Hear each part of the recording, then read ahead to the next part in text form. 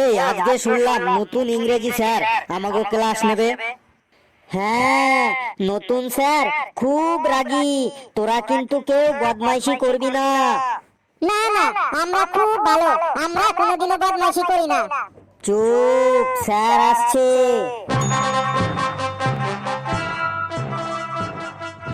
বস বস, সবাই বস, চুপচাপ বস। এই তুই আবার দাঁড়ালি কেন রে? তোর কি হয়েছে রে? স্যার মুতবো। স্যার আমারও খুব জোর লেগেছে, আমিও মুতবো। ছি ছি ছি, তোদের মুখ দিয়ে কি প্রস্রাব বের হয় না? ছি। বলেন কি স্যার, মুখ দিয়ে কি কারো প্রস্রাব বের হয়? আমি তাই বলেছি নাকি? আমি বলেছি তোরা মুতবো মুতবো বলছিস, কথাটা শুনতে খুব খারাপ লাগছে। তোদের মুখ দিয়ে কি প্রস্রাব কথাটা বের হয় না? আমরা তো স্যার এমনই বলি। না না, আজ থেকে আর এমন বলবি না। এরপর থেকে তোদের প্রস্রাব চাপলে বলবি স্যার চাপ আছে, তাহলে আমি বুঝে যাব যে তোদের প্রস্রাব পেয়েছে, বুঝলি? স্যার যদি হাগু পায় তখন কি বলবো?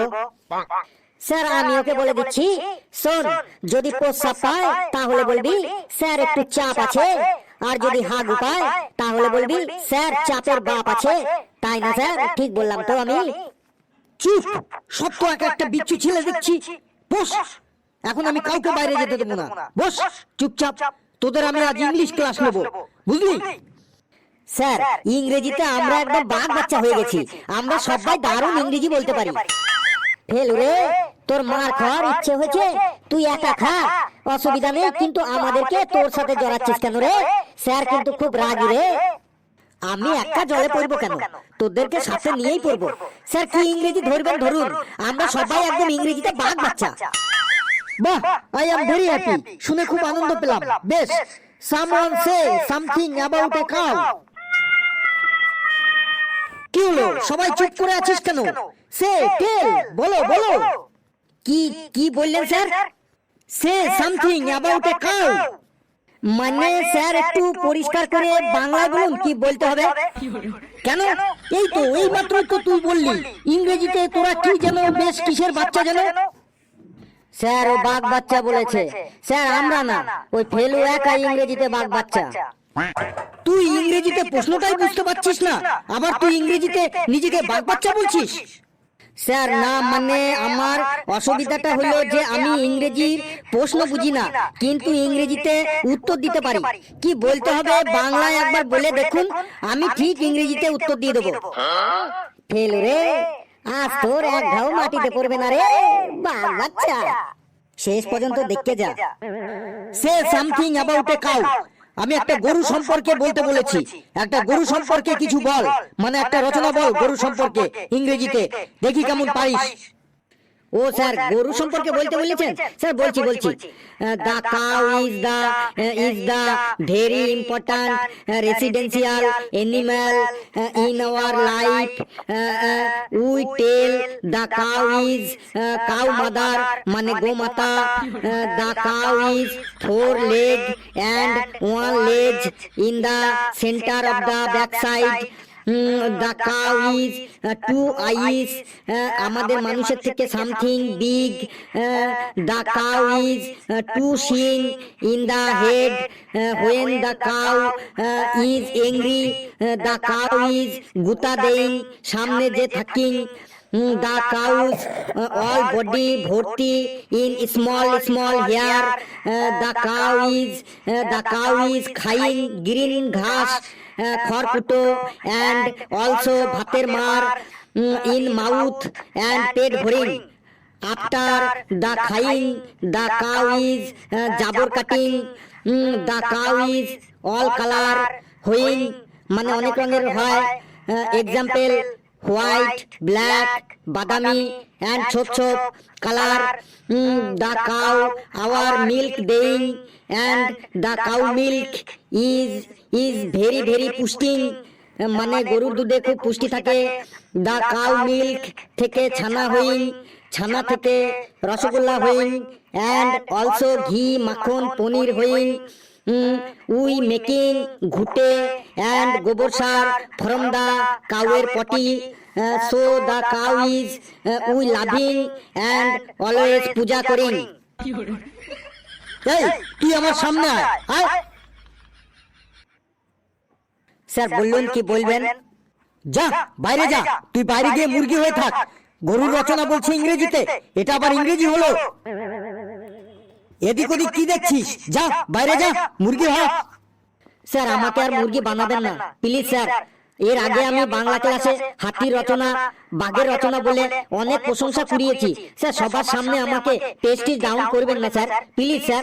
আজকে ছেড়ে দিন, কালকে ভালো করে পড়ে আসবো, একদম পাক্কা স্যার। সবার সামনে যখন প্রশ্নের ঠিকঠাক উত্তর বলতে পারলি না, তখন তোর আর কোনো প্রেস্টিজ ডাউন হলো না। আর এখন আমি মুরগি হতে বলেছি, এখন তোর প্রেস্টিজ ডাউন হয়ে যাবে। যা, কথা বাড়াস না, মুরগি হয়, যা। এত রেগে যাচ্ছেন কেন স্যার? একটু শান্ত হয়ে বলুন না স্যার, আপনার সামনেই তো আমি দাঁড়িয়ে আছি। স্যার মুরগি বানাবেন না স্যার, প্লিজ স্যার, মুরগি বানাবেন না।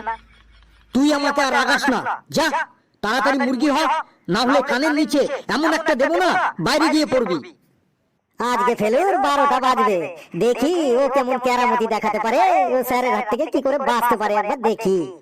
স্যার আমি মুরগি হতে পারি না, আর আমি যেদিনই মুরগি হই সেদিন স্কুলে কিছু না কিছু একটা খারাপ ঘটনা ঘটে যায়।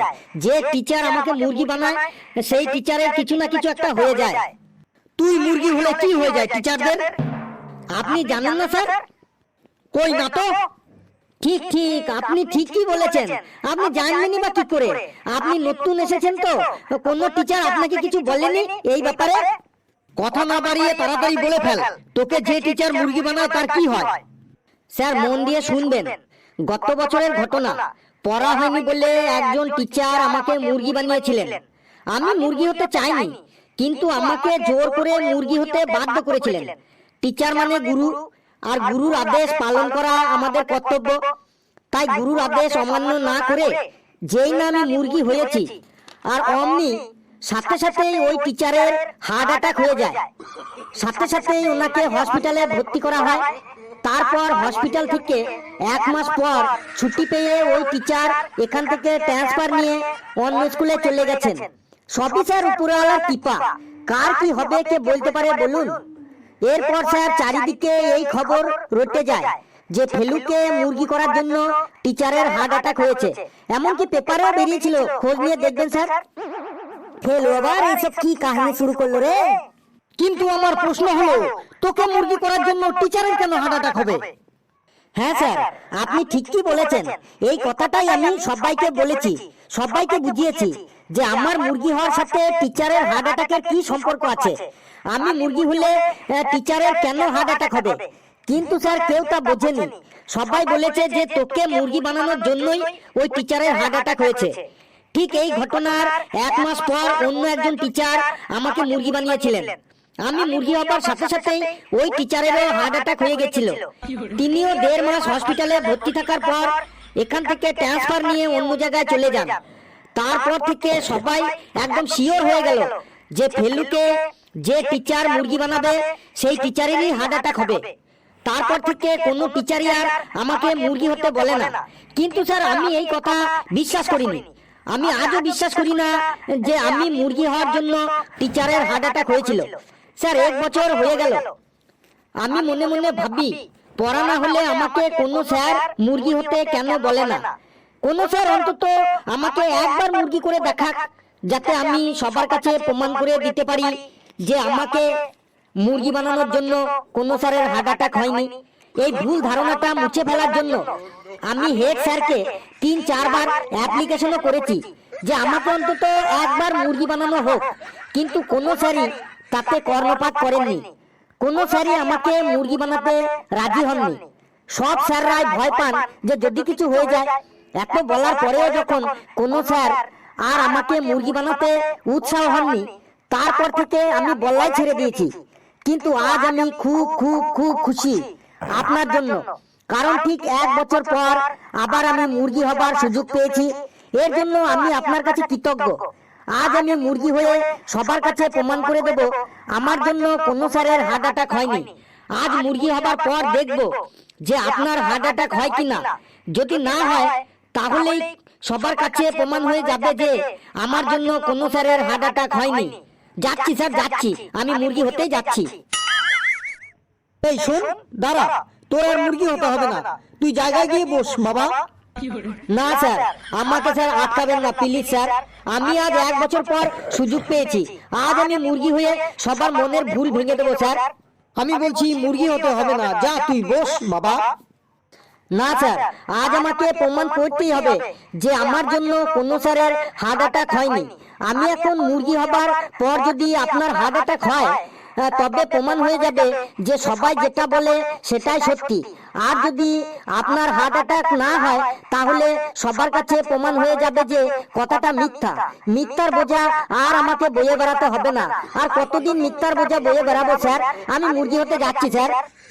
তুই আমার কথা শুনবি না? তুই তো একটু আগে বললি টিচার মানে তোদের গুরু, গুরুর আদেশ পালন করা তোদের কর্তব্য। তাহলে গুরুর আদেশ অমান্য করছিস কেন বাবা? শোনা আমার, বাবা আমার, তুই খুব ভালো, যা বাবা বস গিয়ে যা। স্যার, গুরুর আদেশ আমি আগেও পালন করেছি, আজও করব, আগামী দিনেও করব। কিন্তু স্যার, 1 বছর পর সত্য প্রমাণ করার সুযোগ পেয়েছি। এই সুযোগ আমি আর হাতছাড়া করতে চাইছি না স্যার। আমি মুরগি হতেই যাচ্ছি স্যার। যা বাবা বস শোনা আমার, কাল তোকে একটা ক্যাডবেরি সেলিব্রেশন চকলেট এনে দেবো। যা বাবা জায়গায় গিয়ে বস শোনা আমার।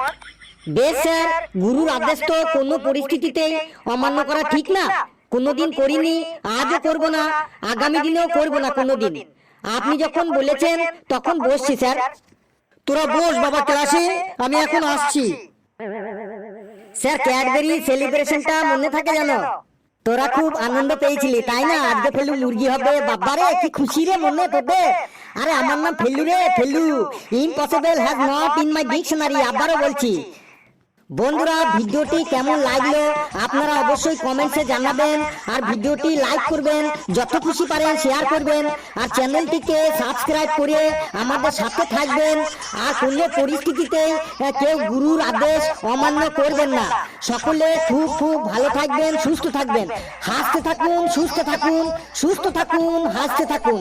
সকলে খুব খুব ভালো থাকবেন। সকলকে ধন্যবাদ।